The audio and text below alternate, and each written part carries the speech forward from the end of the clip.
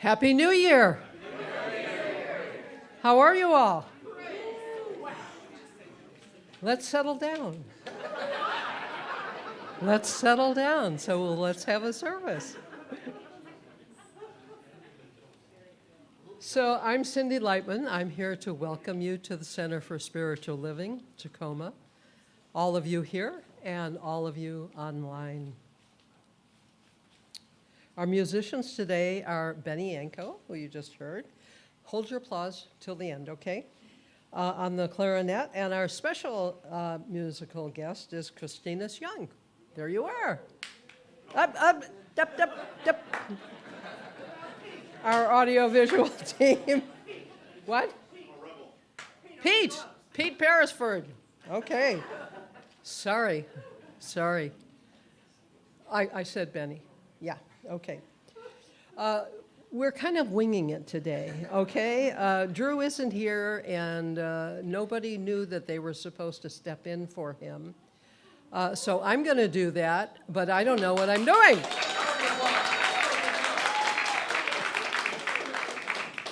So our audiovisual team is Erik Perrohe and Ronald. Our practitioner is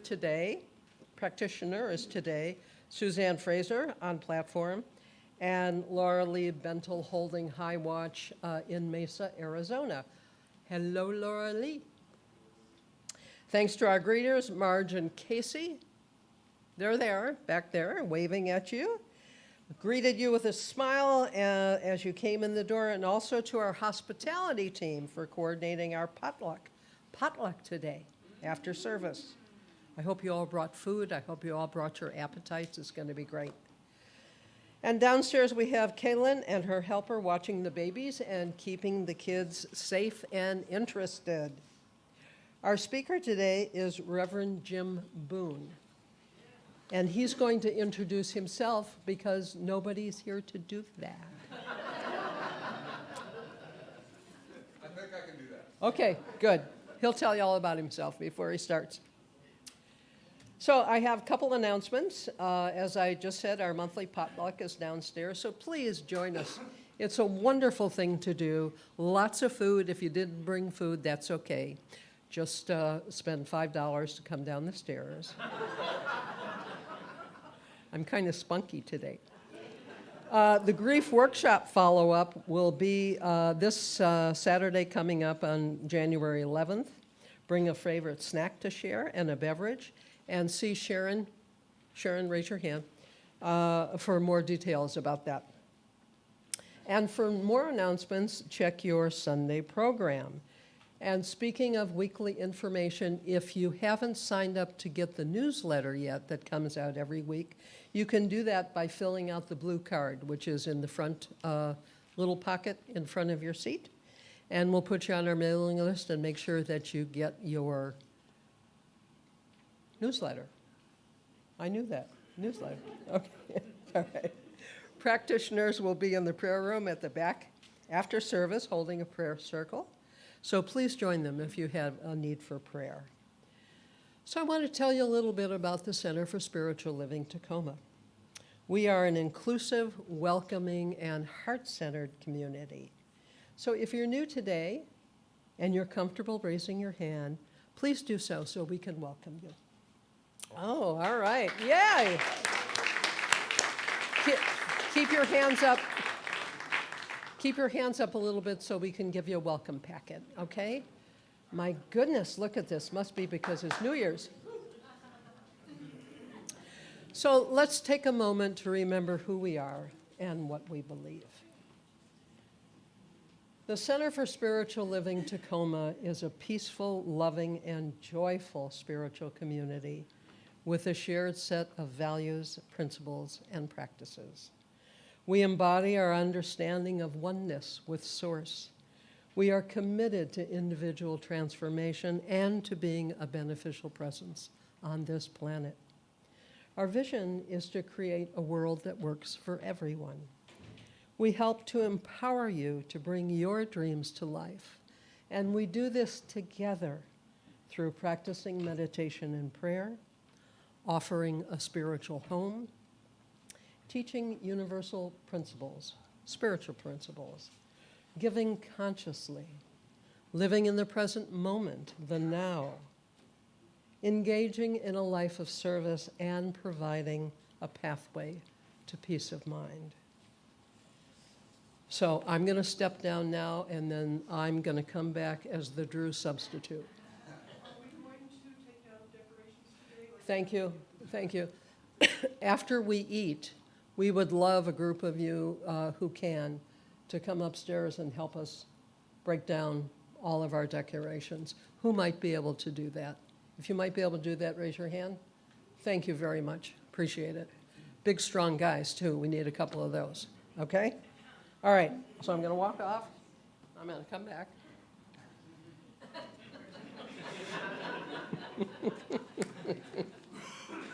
There will be no minister's moment today. Okay. But we do have ChristineEss, who's going to sing us in with our theme song. ChristineEss Young.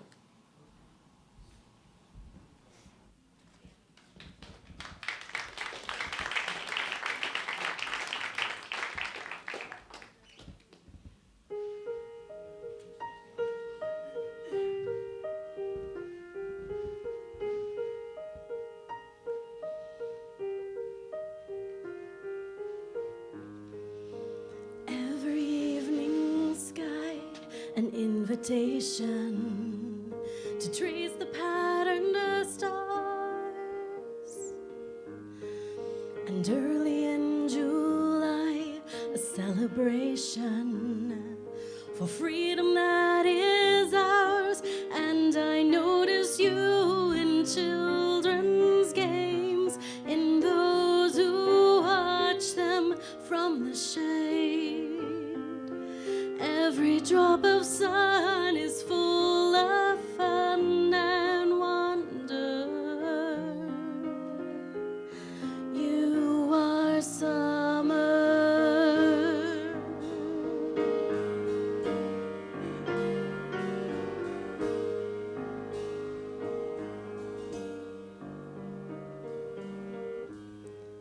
And even when the trees have just surrendered to the harvest time,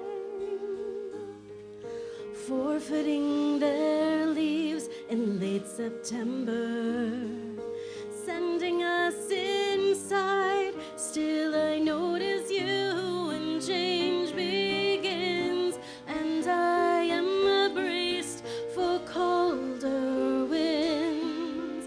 I will offer thanks for what has been and what's to come. You are autumn.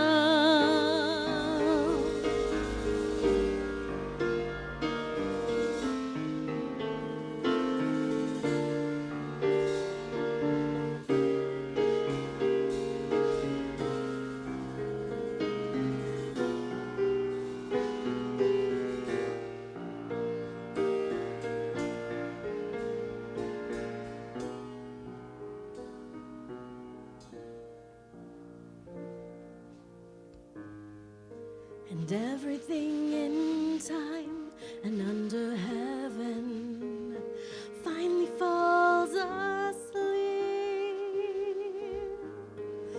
wrapped in blankets white. All creation shivers underneath, and I notice you when branches crack, and in my breath unfrosted glass. Even now in death you open the doors for life to enter. You are winter, and everything that's new has barely surfaced, teaching us to breathe. And what was frozen through is newly purposed, turning all things green. So it is with you, and how you make me new with every season's change.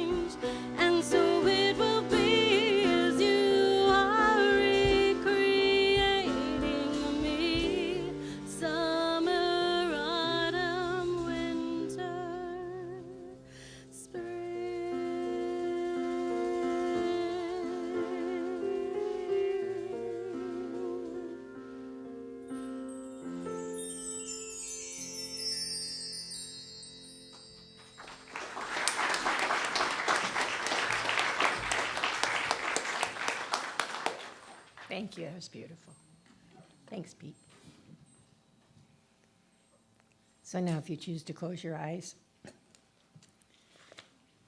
and go to that place within you, that place that you know so well, that place where Spirit indwells you without question, that place always available, that place always all-knowing, that place of clarity and peace, love, generosity, kindness, divine kindness. In this new year, these are the gifts we can give each other. Freely given, accepted, returned, used, received, and given away again. Love and peace, loving kindness. These are the things that come forward in this new year. These are the things that we manifest. These are the things we listen for. These are the things we take little clues from nature for. The little tiny pansy growing up in a crack in the sidewalk. A bird's call. The smile of the guy at the grocery store. The divine nudge we get. Think, I'll do that now. Don't wait. Do it now.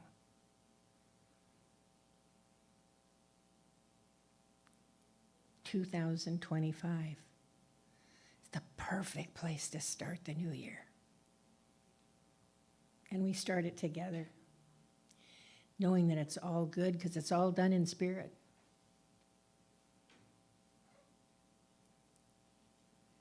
So I just call this prayer good and very good. I know that everything's done before I say the words or think the thoughts. It's all done in spirit. I know that to be true right now. And so it is.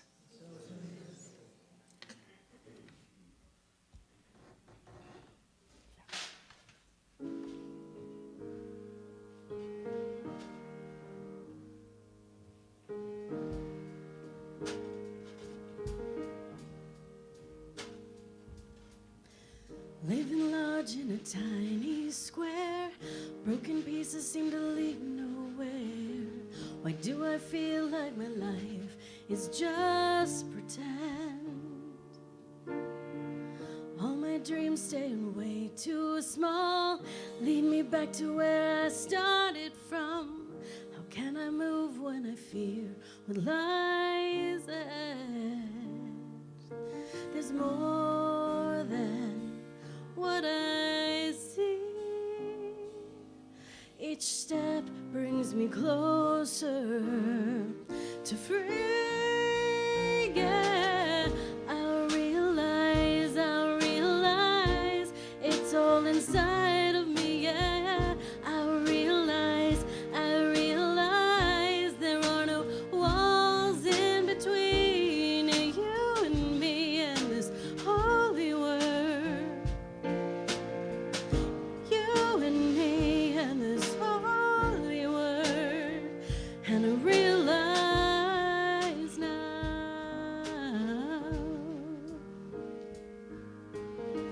And with each new day I see my life getting bigger with less denying. It's my choice now to leave or just give in. Every morning I give thanks, amen, to all the growth I've experienced. And I've become the dream that's worth believing.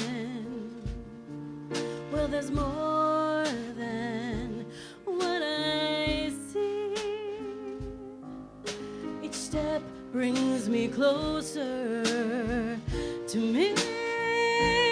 Yeah, I realize it's all inside of me. Yeah, I realize there are no walls in between.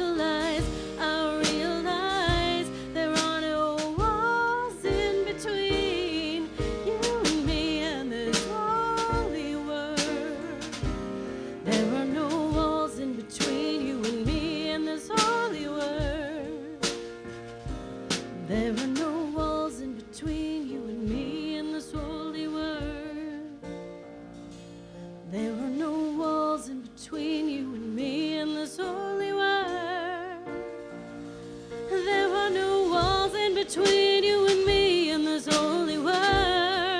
Yeah, there are no walls in between you and me, you and me. There are no walls, you and me and this holy word.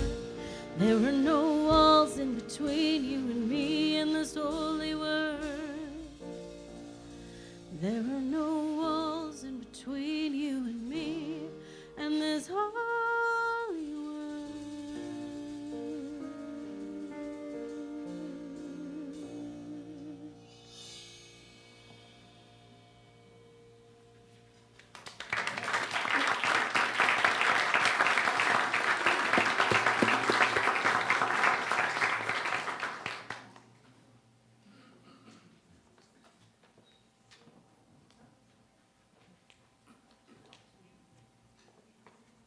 So, it is now my pleasure to introduce you to our guest speaker today, Reverend Jim Boone. Good morning, good morning. Good morning. Thank you so much. Thank you so much. I like this winging it thing. What do y'all think of that? It's okay to wing it. It's kind of actually even beneficial. It's great to have a structure. It's great to have a game plan, but it's okay to wing it every once in a while. My name is Reverend Jim Boone. Good morning, everybody. Good morning. Welcome. I feel welcome here, so I'm grateful to Reverend Drew for inviting me to speak. I've been here 3, maybe 4 times, something like that. And it's really tough. I got to talk about myself some more. I mean, I get to do a talk, have a conversation where I get to do all the talking, but now I get to talk about myself a little bit. So I'll introduce myself as best I can. So I'm a religious science minister. I graduated in March of 2023, so not too long ago. I'm coming up on my 2 years. I'm not really affiliated with one center. I came out of, I would say, I was germinated, I say sometimes, I was spawned at Amazing Grace Spiritual Center in Seattle, where your Reverend Matthew is now as our senior minister. And so I went through the practitioner training, went through the full cycle there, and then wound up going to ministerial school with the Holmes Institute and the Spiritual Institute there. I was blessed to be in a cohort with Dr. Reverend Ken Gordon and his wife, Deb. Does anybody know those names? Yeah? Really blessed. So Dr. Ken Gordon led CSL for something like 15 years, Ty? I think it's about that. So it's a really great experience coming through ministerial school. And it's great to be out, and I'm kind of at large, if you will. I am submitting probably in about a week or so, with the help of my board members, I'm submitting an affiliation application for what's called a focus ministry, So I'm not trying to have a center just like this, but I do have a ministry that I'm led to lead. Can you believe that? I'm leading. Spiritual leader, is that me? And what it has to do with is spiritual growth in places where it can be hard to have spiritual growth, but it's needed as much as anywhere else, maybe more. And that's in senior facilities, so skilled nursing facilities, rehab facilities, assisted living facilities, places where my mom spent her last few years. That's where the experience kind of came to me and the blessing of it. And you may think, looking at folks, that they're kind of on their down glide, right? I mean, it's pretty tough in these facilities. If you ever, I'm sure most of you have people you love or people you know that are in these facilities. They could be recovering from surgery. They could be not mobile. They could have lots of different challenges, medical challenges. They need someone to help them with their activities of daily living, it's called. Does anybody recall those words? And so, in that situation, when we're in our final years or we're under a lot of medical challenge, I mean, what more time do you want spiritual growth than a time like that? But it could be hard to get it. I mean, it's kind of hard to get here. At Amazing Grace, my mother was never able to go there because we couldn't get her in there. She was just not mobile. She was in an electric wheelchair. And so that's the ministry. And it's a lot of things, but the basic thing is to have experiences like this in senior facilities, right? There are sometimes other religions that come in and they do wonderful service work and bring their own services in. And so the idea is to bring, guess what? Religious science, science of mind, basic principles, universal spiritual principles in as an interfaith model to help people grow spiritually. Right? And that's it. So hopefully that'll be moving forward in the year.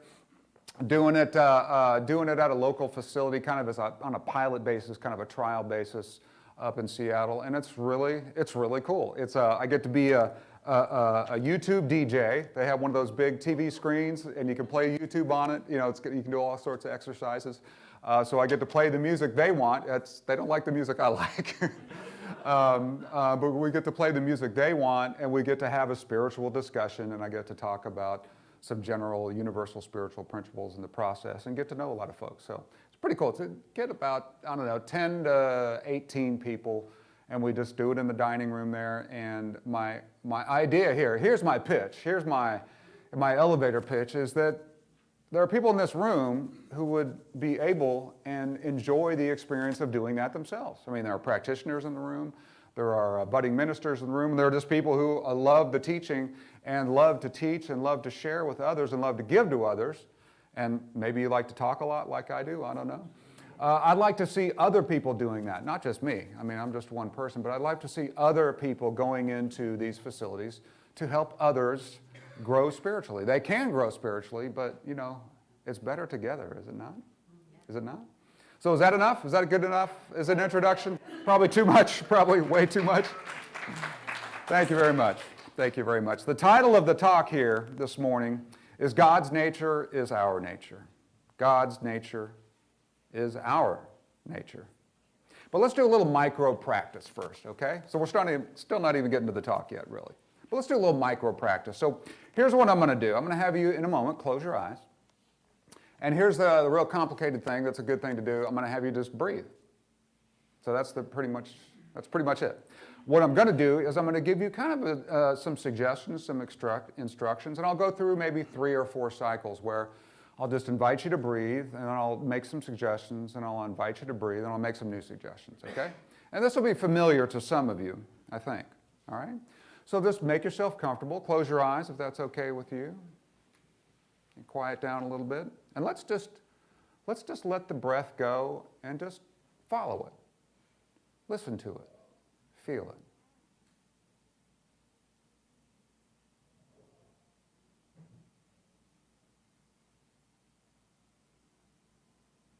And now that you're settling into that, see if you can find a point of contact. See if you can find a place where your breath is more or less distinct. There's a sensation that, arises more in one area than another. Sometimes it's the inner part of the nose, and maybe if you're breathing through your mouth, it might be on the inner part of your lips. And just focus on that point and just watch what happens there.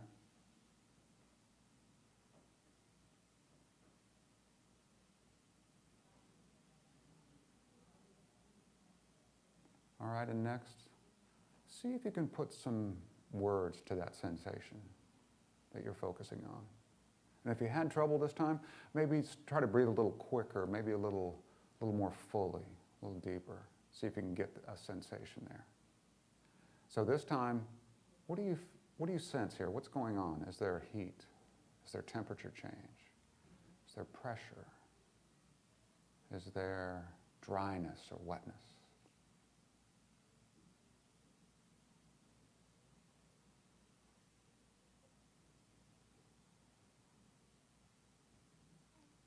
Beautiful.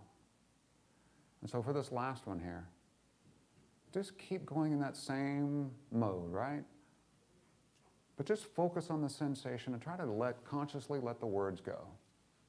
But focus on what that raw sensation, your body is sending you data. So just watch that information for a few breaths.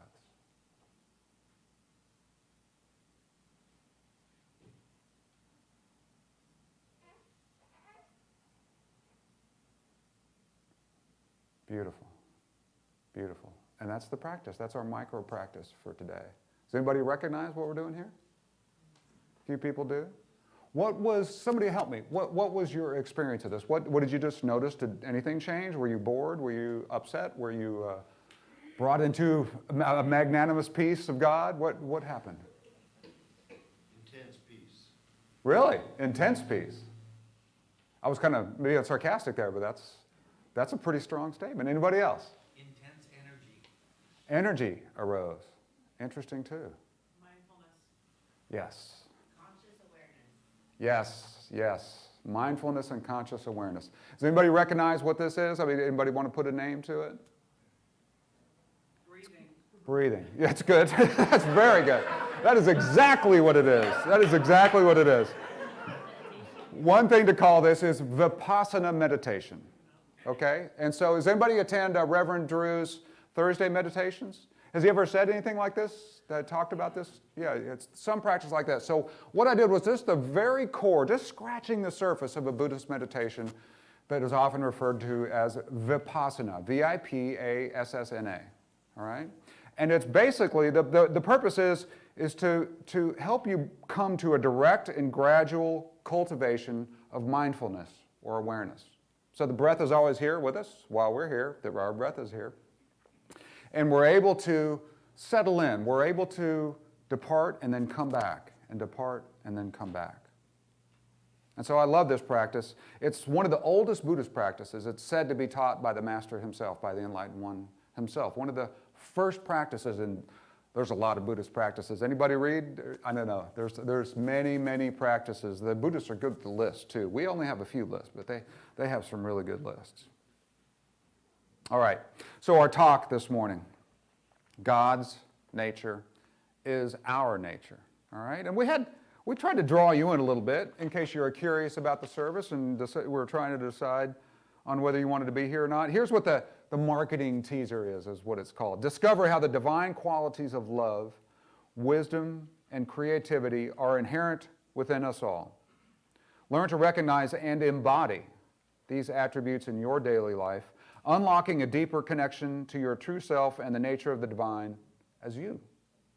And then we give you an affirmation. If we were to sum this up in one sentence, the feeling we'd want you to have is, I am.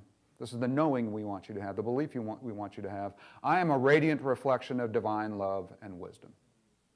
All right? Anybody get on board with that? That's pretty easy. We're not going to get into a fist fight over that, I don't think. And the ideas I pulled out of this were learn and recognize embodiment with respect to inherence. So when I say inherent, I mean that God is inherent in us. God is inherent in us. And the reason we're talking about this right now, and I'm reading a little bit more literally from some of the materials we're given to kind of guide the services and the talks we prepare, is this is kind of an important time of the year in our, I guess, ecclesiastical calendar. And we're trying to cover some basic concepts. You know, many churches, many communities do this. Cover basic, and return to the basics at the beginning of the year, okay? And so this month, the theme is, and you'll see it in your program, stretching into possibility. And here's what I like about that. This is one of my three. This helps me with one of my three, stretching into possibility. All right? Because how do you know what you want unless you know what's possible? And then what really is possible? I mean, all the things you think you can do, you know, I guarantee you there's a coach who can help you learn that there's a lot more you can do. So how do we know what possibility is unless we really stretch ourselves and really look at the universal, look at the biggest? And the annual theme this year, so we have an annual theme, we have a monthly theme, and we have a weekly theme, and hopefully they all kind of go together. That'd be kind of smart, wouldn't it? The annual theme for 2025 is rising higher, growing deeper. Rising higher, growing deeper. And the idea they give us is there's complexity in the world. We need simplicity. We are all whole, and there are many seemingly opposing things within us that make us whole. We're not whole because we're done, but there are so many things. We walk in this soup of sensation and emotion and thought and what happens to us and what happens around us. But as Reverend Erik Butterworth said, the Unity minister, what's most important is what happens within us. That's the most important thing, I think. So here, I'm going to make a revolutionary case for God's nature as our nature. That God is coming into the world as you. That's the way I pray often. God is coming into the world as me today. Let me let that happen. So here's my case. God's nature is our nature. What do you think? Agree? Now I say that, it could sound kind of flippant, like, duh, what do you think? God's nature is our nature. But if you go to any religion, you pretty much hear something like that, okay? In our teaching, we don't really tell you what to believe. We don't have commandments, although there's nothing wrong with the 10 Commandments. But we do try to do this. We try to compare notes with you. I don't want to tell you what to do or what to believe any more than I want you to tell me what to do or to believe. But I do want to know what you think, because it might help me know what I think. And I think we orbit around 3 things in every moment and through our entire lives. And those 3 things are how, what, and next. So those are the 3 words. I really need to boil it down to like as few words as I can so I can remember them. So that's what I kind of orbit around. And everything seems to come back to that how or what and next. And the how is important because how does all this work? I mean, do you ever have this experience? I did it when I was maybe coming into teenagerhood. I just stare myself in the mirror and look at my eye like, what is this? What is this? What am I? It's a good thing to know. And we'll never really know, will we? Is there a double-blind, refereed study that tells us here's the nature of reality and humanity and life and spirituality and existence? We have to choose what we believe. We have to choose what we believe. And we just have to make our best dang estimate we can. We don't really know. We'll know maybe when we transition to the next life, we'll learn a little bit more. I don't know. So there's how. We want to know how. How does all this work? And we want to know what. What do we want? If we have a good estimate of how, we can make a decent estimate of what, although that trips a lot of us up. Trips me up sometimes too. And then once we know how and what, the easiest part and the great part is what's next. Now we may not even get to that what we want to get to, but certainly we can take a step. And all the journey in between this and where we get to, whether it's close to where we originally intended, that's it, isn't it? That's the journey. Has anybody had more fun when they pursue something and you grow and you have all this journey and all this, I mean, being an artist, ChristineEss, I mean, this journey of trying to get, be more well known and trying to play more and trying to, I don't know what your journey's like, but, but is there anything more exciting or clarifying when you have a performance or you have something you're putting out in the world? That is the journey. Where you get to is pretty cool, but that's over in a few minutes. So I think what we're really doing is we're kind of comparing notes, and our favorite one to compare notes with is a dude by the name of Ernest Holmes. Now, why is that? The basic idea is that, well, here was just an exceptional person and an exceptional teacher, and he didn't find all the answers to life. He just tried to find out all the answers that everybody else had given and kind of do the integration of that. And it's like, where's all this going? What are the basic ideas that we can use here? Not all the ideas, because there's certainly not any just one approach. But what do they all say? What do all these ideas say? What does all of philosophy point to? What does all religion point to? What does all art point to? What does literature point to? So basically we're all saying, well, what do you think? And what do we think in religious science is pretty cool because it gets pretty simple fast. The first thing here is on a list. We have this is one of our CSO lists, what we believe. So we have a list of the things we believe. And we're not saying you have to believe these things if you come to one of our centers or in your religious science, but this is something really good to consider. Okay, we offer this for your consideration. What we believe, number 7, is we believe in the direct revelation of truth through our intuitive and spiritual nature, and that anyone may become a revealer of truth who lives in close contact with the indwelling God. So there's lots of presumption in that, but that basically says, you know what's true. If you get quiet enough, maybe you need to play with your breath or do some funny exercise or whatever to settle down from your day and what's going on in your life and the challenges you may have or the excitement you may have, but you know the truth. That is the first thing we say. And the next thing we say is individuation. The next thing with respect to this talk. What we believe, number 2, says, we believe in the individuation of the Spirit in us, and that all people are individualizations of the one Spirit. So 2 pretty clear concepts. And again, we're not saying you have to believe these. We're not saying this is right. We're not saying this is our truth. We're saying this is what we have compared notes with others, and it really seems to be true. Hopefully it's true for you. If that's not true, it's almost better if you kind of modify that, isn't it?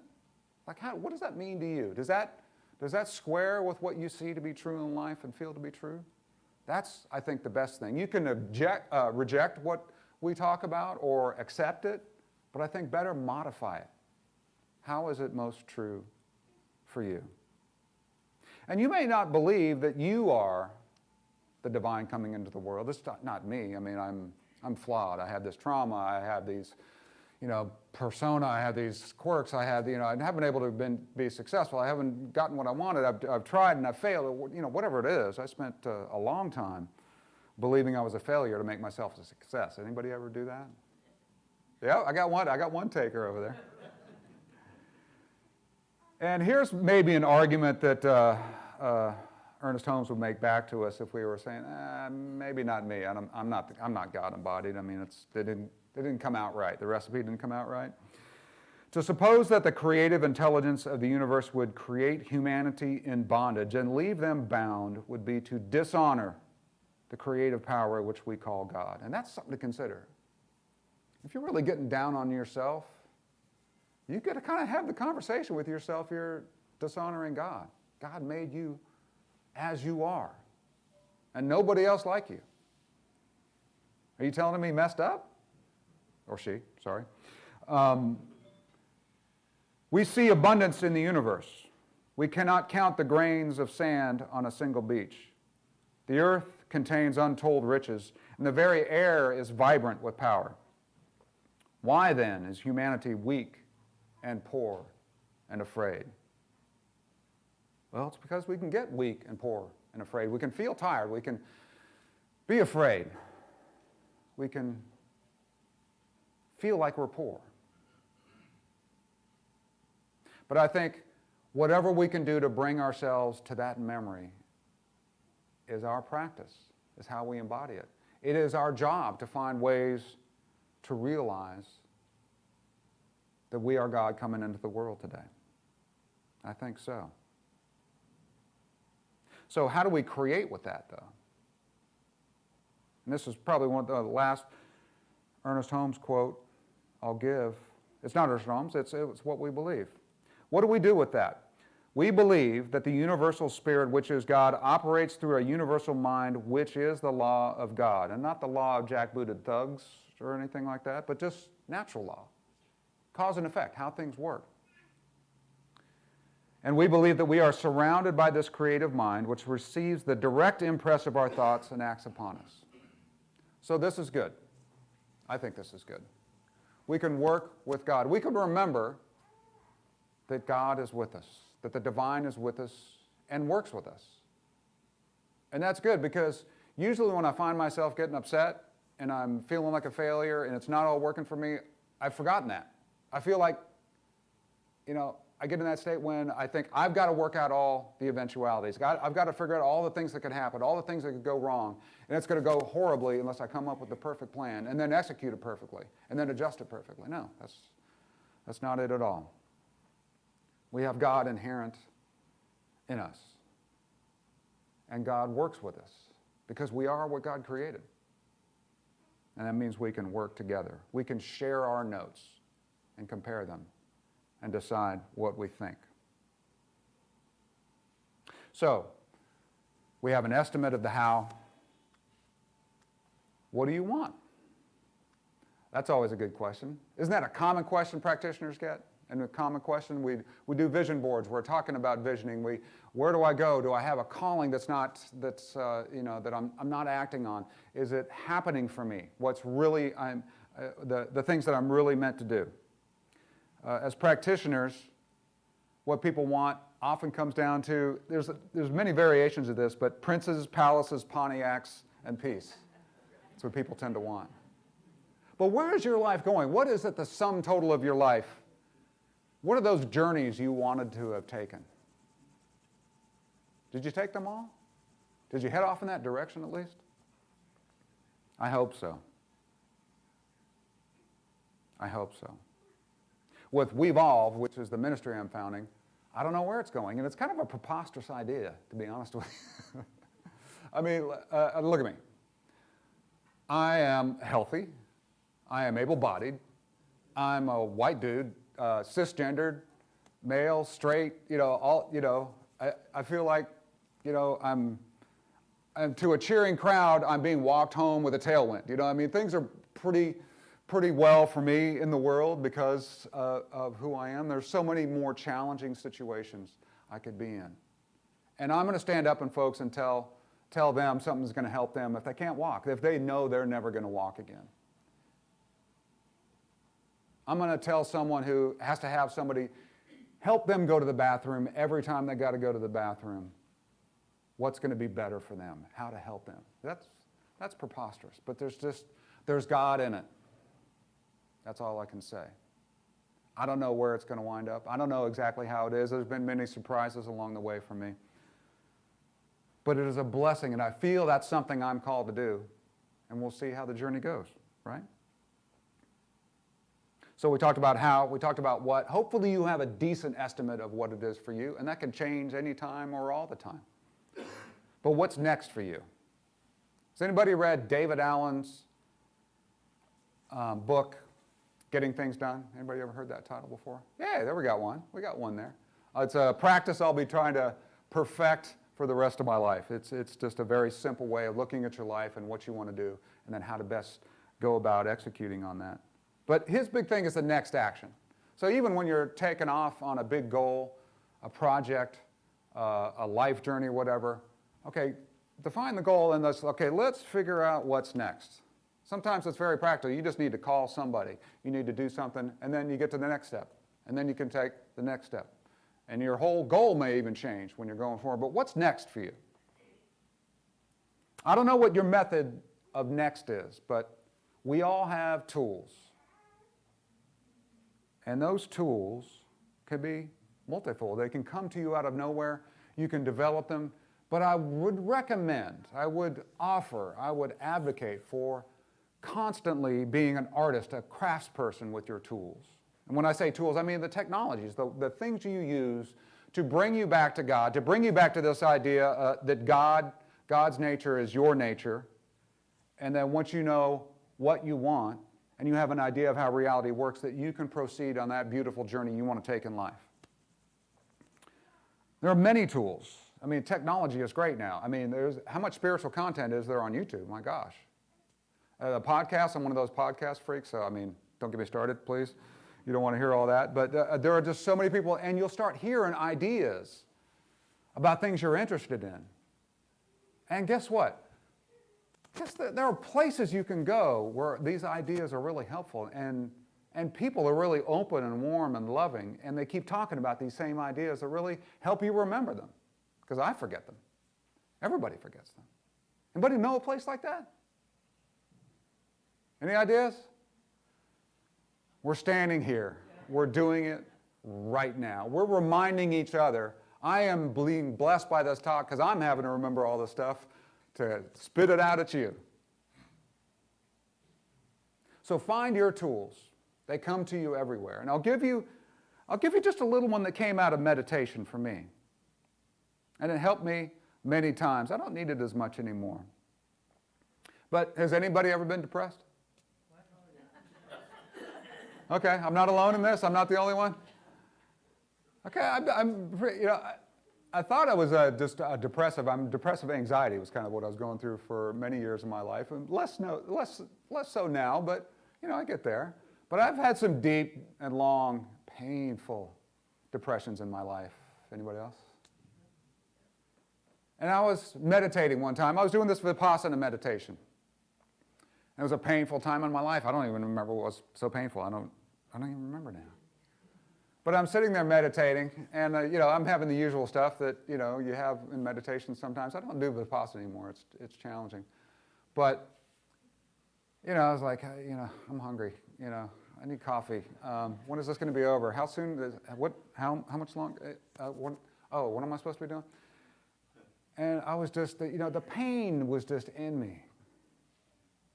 It was dark, and it's also kind of familiar. Isn't that kind of creepy about depression sometimes? It's kind of like a rainy day, and you're kind of huddled up in a cabin somewhere. That's a persuasive thing. That's a dark thing about depression. It attracts itself. But I'm sitting there, and my son appears on my lap. I'm sitting cross-legged. He was a beautiful boy. He's a beautiful boy now, but he was beautiful then. I saw him on my lap. He's like, 2 or 3 years old, and he's crying. And as a parent, you could take your kid crying. You want to help him solve the problem or whatever, but he's crying. And I said, Max, what's wrong? What's wrong, buddy?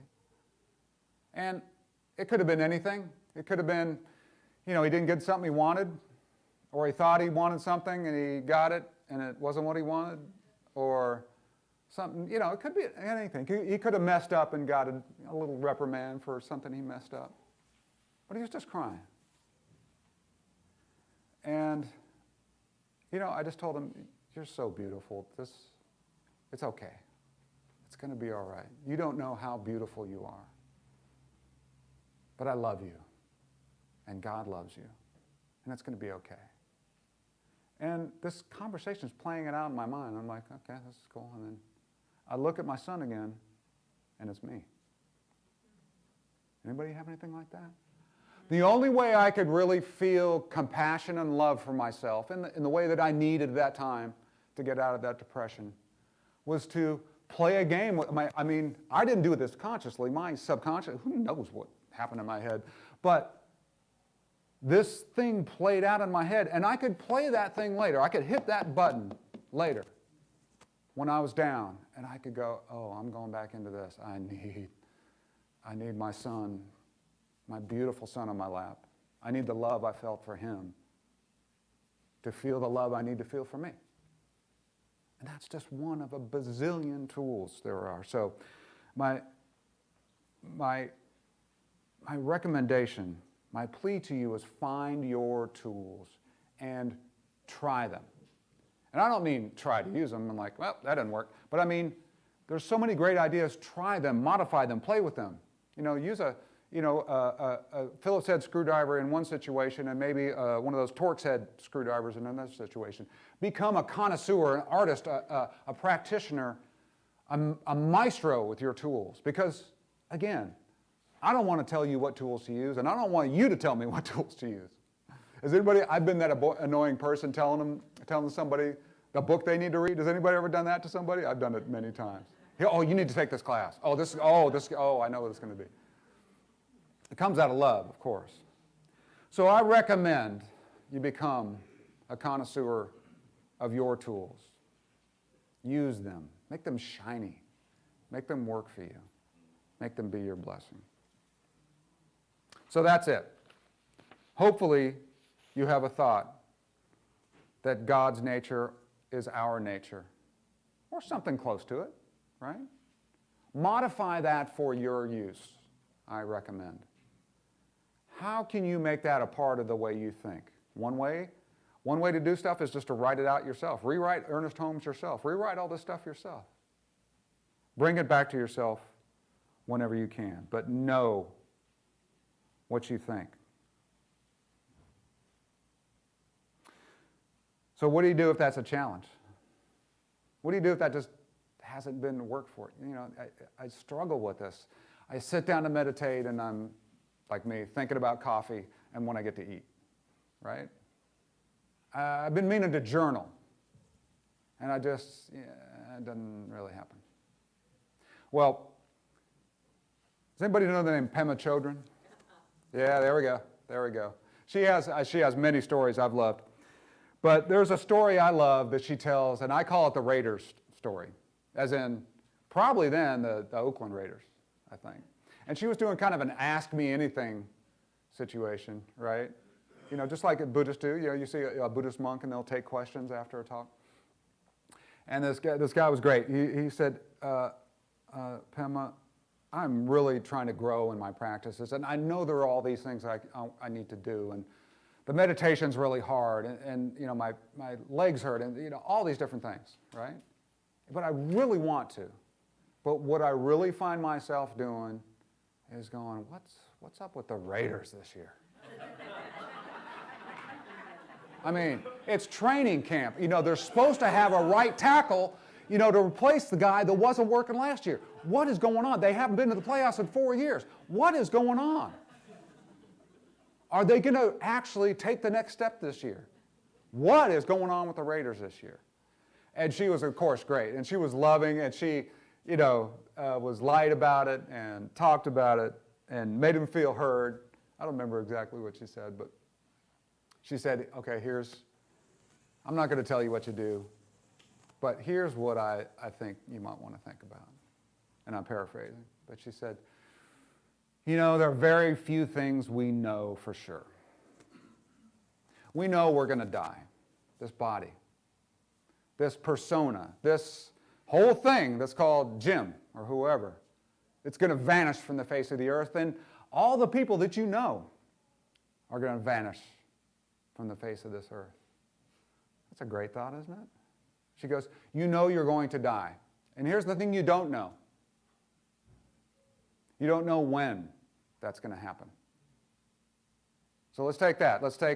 Well, you know you're going to die. One of the few certainties of life is death. But one of the things we definitely never know until it happens is when you're going to die. She said, knowing these two things, what's important to you right now? What's next? What's next for you? And so that's my question to you. What's next? Thank you.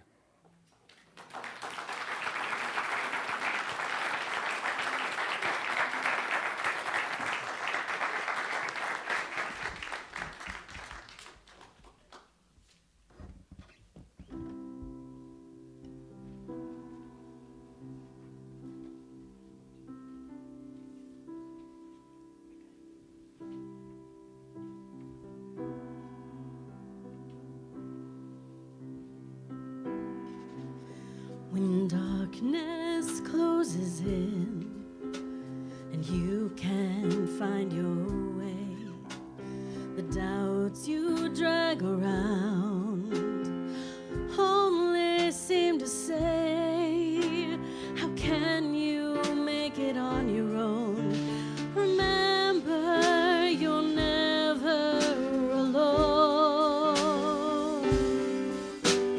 Lean into me, I will raise you up. Gather your strength and we'll walk on water. Hold out your hand when you can't go on. Let go and lean into me. You're longing to be filled with peace that overflows, to hear my quiet voice. Just be still and know, in every sacred silence, I'm only a whisper away. Lean into me, I will raise you up. Gather your faith and we'll walk on water. Hold out your hand and you can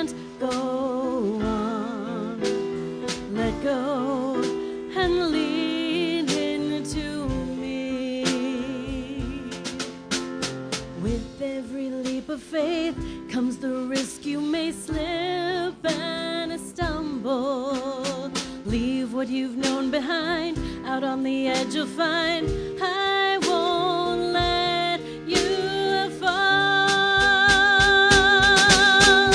Lean into me, I will raise you up.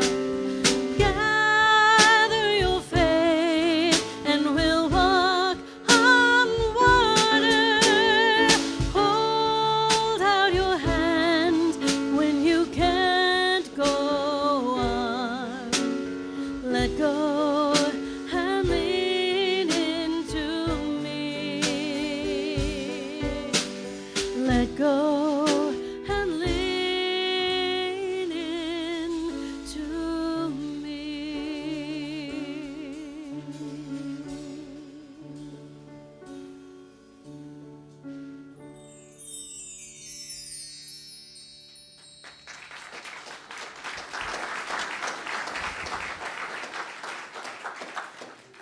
Thank you very much.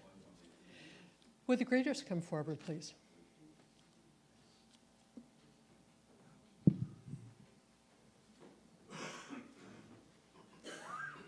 Now it's time for our blessing and our offering. So is that up there? Oh, can you put the words up, guys? Let me know when they're there, okay?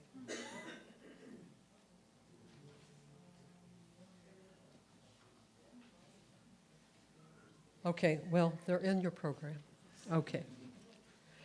Divine love, through me, blesses and multiplies all that I have, all that I give, and all that I receive, with infinite gratitude, and so it is.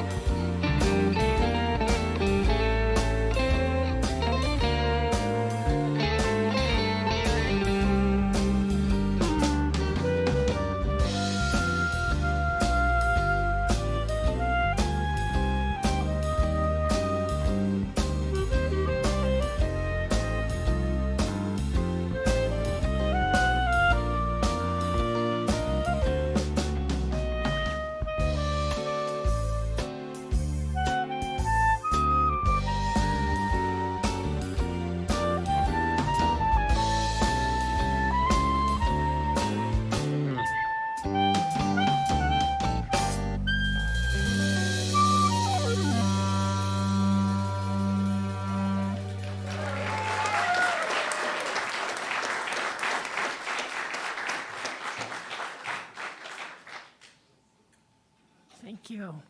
That's beautiful, Benny. Thank you. And so once again, if you choose to close your eyes, and once again, go to that place within you where spirit is evident. This may be a time in your life when you need some support. It may be a time in your life when you can offer support. It may be a time when you need some healing. Some of the reasons you come here is for that healing. And not from some other person, but from yourself. To love yourself. To be the magnificent you. To smile at that person sitting next to you, to know the truth about them, to really believe the truth about that person sitting next to you, that that person is whole, perfect, and complete, just the way they are. Simply for the reason Jim said. That's the way God created you. That's how you manifest. That's how you come into this world. Exactly the way Spirit intended.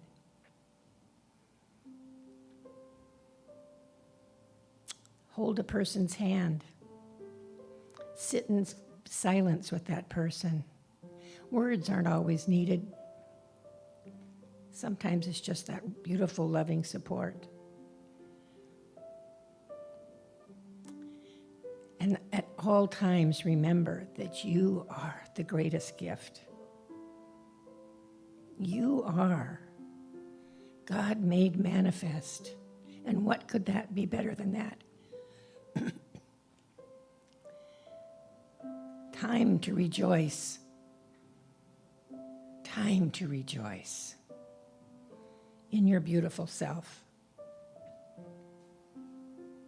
And in that possibility, you give it to anyone else. In that beautiful moment of rejoicing in your magnificent self, you become the gift. And I'm grateful for each person here today. I'm grateful for this time we have together.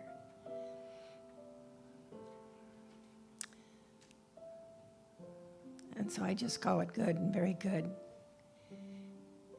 And say, thank you, sweet Spirit. And so it is.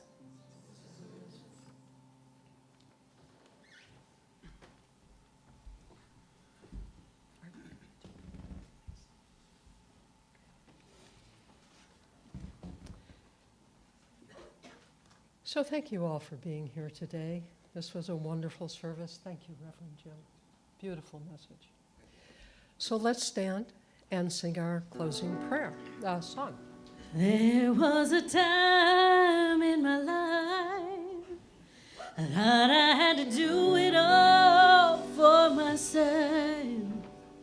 I didn't know the grace of God was sufficient. Didn't know the love of God was at hand. But now I can say, if you are discouraged,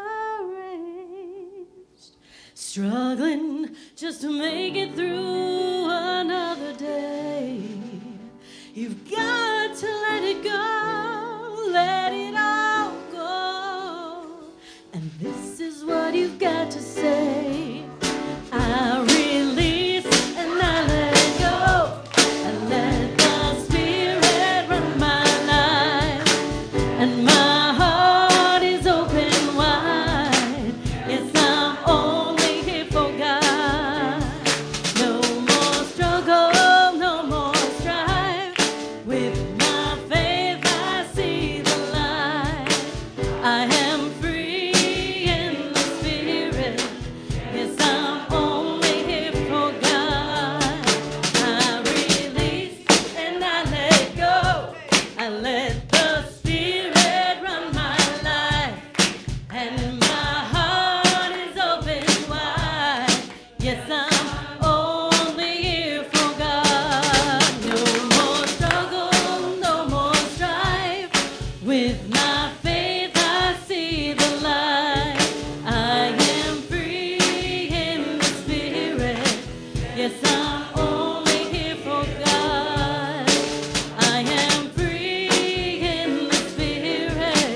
Yes, I'm